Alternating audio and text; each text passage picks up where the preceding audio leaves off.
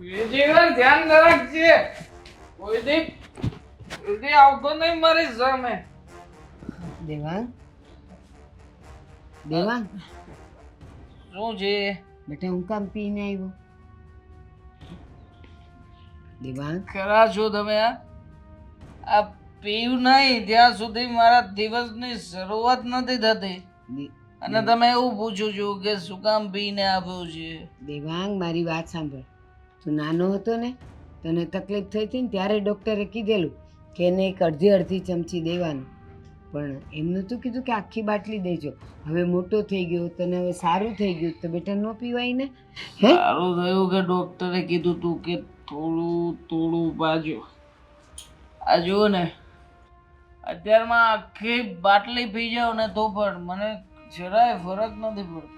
નહીં પડે. બધું સામે જ્યાં સુધી બબ્બે ના દેખાય ને ત્યાં સુધી સતત નશો કર્યો છે એવું લાગતું જ નથી. દેવાંગ હવે આ બધો દારૂ છે ને તારા લોહીમાં ભળી ગયો છે અને દિવસે દિવસે એ દારૂવાળું લોહી તારા શરીરને ખલાસ કરી નાખશે. સમજવાની કોશિશ કરને બેટા. ઓછું પીવાનું, શું ફરક પડે? ઉલટાનું તું નહીં પીવે ને તો તું મૂડમાં રહીશ. ખોટી વાતો છે તમારી બધી. આ દારૂ પીએ ને પછી મૂડ બને છે બા. બેટા તારા ચાલવા સાંભળ, તારા ચાલવાના ઠેકાણા નથી રહેતા. રસ્તામાં પડી ગયો, કંઈક થયું તો કોણ તને ઊભો કરે? પડેલાને તો બધાય ઊભા કરે, પણ દારૂ પીને જે પડ્યા હોય ને એની સામે કોઈ ન જોવે બેટા. એટલે બને ત્યાં સુધી બહાર દારૂ પીને અહીંયા ઘરમાં આવવાનું નહીં. શું વાત કરો છો બા? મને ક્યારેય કંઈ થવાનું નથી. આ ખોટા જરાય વેમમાં નહીં રહેતા. ક્યારેય કઈ નહીં થાય મને. જરાય શિખામણ સલાહ આપવાની જરૂર. શિખામણની વાત નથી દેવાંગ. તું વિધાતા નથી, તું એક પામર માનવી જ છે અને મને કાંઈ નહીં થાય ને એ અભિમાન તો લઈને ચાલતો જ નહીં. અરે ભલભલા ધૂળધાણી થઈ ગયા છે તો તારી શું વિસાત? તો ભલભલા થાય. આ ભલભલા ધૂળ દાણી બધું થાય, બાકી મને કઈ નહીં થાય. આ દારૂ તમે કહ્યું ને કે નસે નસમાં ચડી ગયો છે મને, સાચું સાચું જ કહ્યું છે. આ દારૂ છે ને મને ક્યારેય નુકસાન નહીં પહોંચાડે. દારૂની જરૂરિયાત છે મને. ના આ તમે વિચાર કરો ને, આ ડોક્ટર કોઈ વ્યક્તિને શું સલાહ આપે? વ્યસન ઓછું કરવાનું, આ ખાવાનું ઓછું કરવાનું, પણ મને તો અલગ જ સલાહ આપી છે. દારૂ પીવાનું, મસ્ત મસ્તીમાં રહેવાનું. દેવાંગ, દુનિયાનો કોઈ ડૉક્ટર એવી સલાહ ન આપે કે દારૂ પીવાનું. ઉલટાનું સાંભળ, ભલે તારું રગે રગમાં ચડી ગયો છે પણ ધીમે ધીમે ઓછો કરીશ ને બેટા તો તારી તબિયત સારી થઈ ઓછો નહીં થાય. ખોટી સલાહ શિખામણ ના આપો મને. હા, આ ક્યારનો કઈ બોલતો નથી તો ક્યારના માખણ ઉપર માખણ ચોપડીએ જાઉં છું. તમે શું લાગે છે હું ભાનમાં નથી? શું બોલતો નથી? બરાબર ભાનમાં છું. એક સેકન્ડ તો ચૂપ રહેતો નથી. કેવી રીતે ચૂપ રહો? હા, ચૂપ તમારે રહેવાનું છે. તું જા કો. આ ઘર મારું છે. દારૂ પીને આવ્યો છે ને મારી સામે આવતો જ નહીં. જા. એ ડોસી, કોને તું ડોસી કહીશ? તારી માને તું ડોસી કહી છે? નાલાયક, દારૂ પીને એટલી બધી ભાન ભૂલી જાય છે કે સામે કોણ બેઠું છે. હજી યાર, અને જરાય ફરક નથી પડતો દારૂ પીધા પછી કોઈ શું કરે છે ને શું નહીં. સામે હા, કોઈ ફરક નથી પડતો. આ જે કરવું હોય કરી લો. મારો ને એક મારી બે મારો ત્રણ મારો ચાર મારો શું ફરક પડે છે? શું કઈ ફરક નહીં પડે. હા પડે તો મસ્ત બિંદાસ દારૂ પીને આવવાનું, દારૂ પીને આપણું કામ કરવાનું ને પછી આરામથી સુવાનું. બસ જેવું બીજું કઈ કામ. યાદ રાખજે ડોસી, મને માર્યો છે ને, હું બદલો લઈશ તારી પાસેથી. તને પણ હું મારીશ કે પછી બહુ મારીશ, તને તો બહુ મારીશ.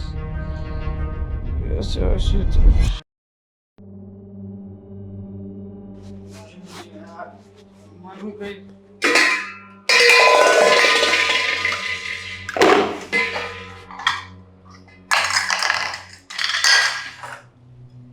જમવાનું કઈ રાખ્યું કેમ નથી?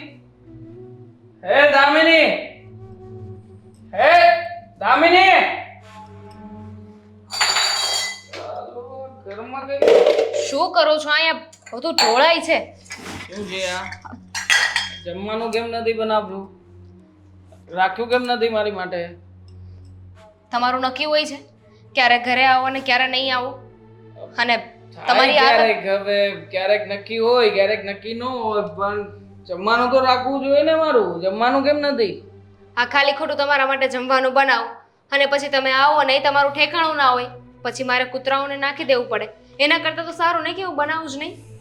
સાલું આ ઘરમાં બધા જ એક જ વાત ઉપર વાત કરશે.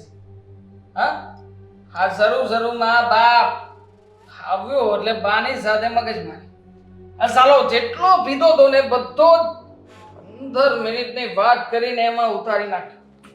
અને હવે તું તારે પણ ભાષણ આપવાનું હશે ને? હું શું કામ ભાષણ આપું? આ ભાષણથી મને કોઈ ફરક નથી પડતો હો. તમારે જે કરવું હોય તે કરો. આ ઘરના દરવાજા ખુલ્લા છે. બાકી મને કોઈ પણ પ્રકારની સલાહ શિખામણની જરૂર નથી. હા, ઘરના દરવાજા મારા માટે ખુલ્લા છે અને જવું હોય ને ત્યારે જઈ શકું છું, પણ મારા મા બાપના ઘરના દરવાજા એ તો મારા માટે બંધ થઈ ગયા છે ને તમારી સાથે લગ્ન કર્યા ત્યારથી. એટલે ન છૂટકે પણ મારે તો અહીંયા જ રહેવું પડશે. એટલે રહેવાનું, ચૂપચાપ રહેવાનું આ ઘરમાં. ક્યારેય સામું નહીં બોલવાનું. અને ખાસ આ બાની જેમ હાથ નહીં ઉપાડવાનો. પીધો હોય ત્યારે તો ખાસ હાથ નહીં ઉપાડવાનો, ખાસ. પણ મેં ક્યાં હાથ ઉપાડ્યો છે? પછી મને ખબર ના રહે કે શું કરવાનું છે શું નથી કરવાનું, ને નકામું તમારું ગળું હાથમાં આપે ને પછી ભાઈ જાય તો શું છે કે પીધેલો માણસ કઈ પણ કરી શકે ને. હા દેવાંગ, તમને ખબર છે જ્યારે માણસ દારૂ પીતો હોય છે ને ત્યારે સૌથી વધારે કમજોર હોય છે, એનામાં જરાય તાકાત નથી હોતી. એટલે મને મારવાની વાત રહેવા દો.